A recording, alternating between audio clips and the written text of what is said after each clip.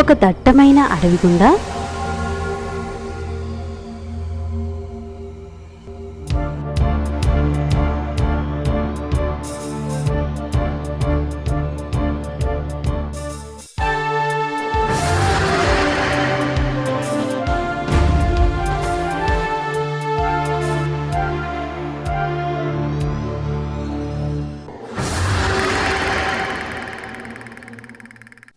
ఓ పిల్లవాడు హాయిగా ఆడుతూ పాడుతూ గెంతుతూ వెళ్తున్నాడు.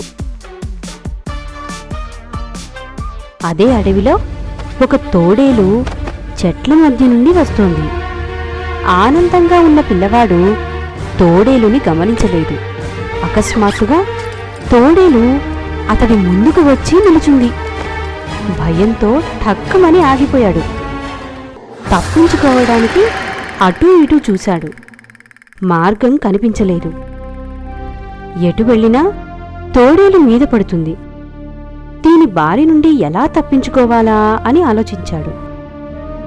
ఇంతలో ఒక ఆలోచనొచ్చింది.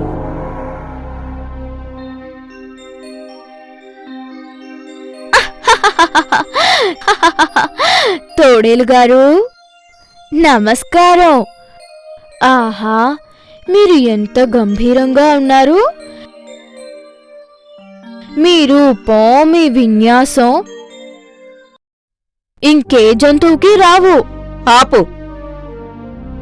ఎందుకీ పొగడతా? నన్ను పొగిడితే నేనుబ్బుపోయి వదిలిపెట్టేస్తాననుకున్నావా? నా సంగతి నీకు తెలీదు. మనిషి కనిపిస్తే చాలు, నేను చంపకా మానను, తినకా మానను. ఓ, తప్పకుండా నన్ను చంపండి.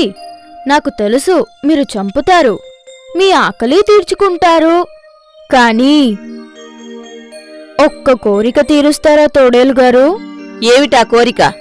మీరు ఈ వెదురుగొట్టం ఊదుతూ మంచి పాట వాయించండి. మీ పాటకి నేను కాసేపు నాట్యం చేస్తాను. మీరు ఎప్పుడు కావాలంటే అప్పుడు తినద్దురుగాని.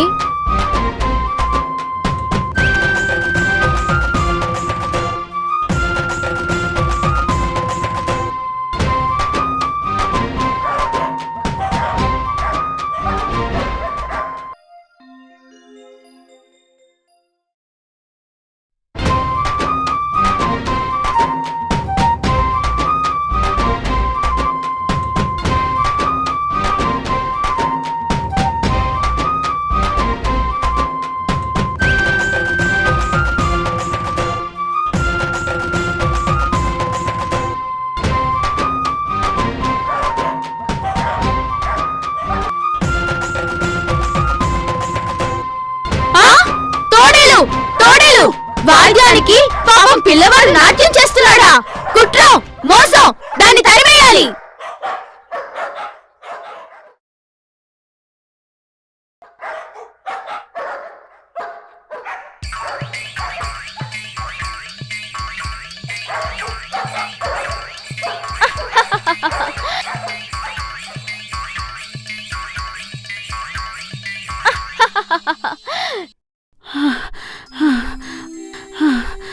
బాబూ, తెలివైనవాడివిరా.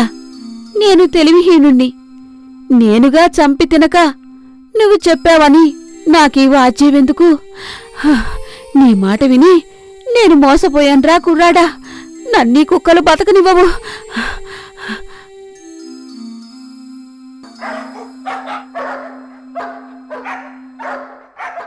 అమ్మయ్యా, నా ఉపాయం పనిచేసింది. ఆలోచన ఉంటే ఎలాంటి శత్రువు నుంచైనా తప్పించుకోవచ్చు. తొందరగా ఇంటికి పోతాను.